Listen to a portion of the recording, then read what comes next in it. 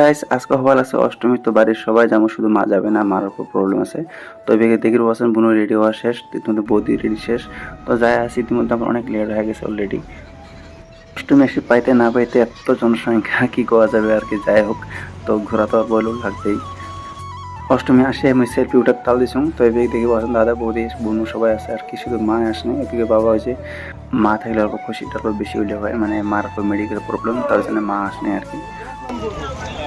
কি করতে হবে?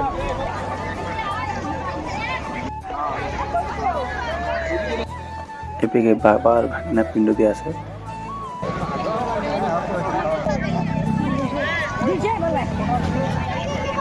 মন্দিরটা প্রচুর ভিড় থাকার জন্য ভালো করে দর্শন করি পারে না, শুধু আমরা নয় অনেক মানুষ ভালো করে দর্শন করি পায় নাই আর কি।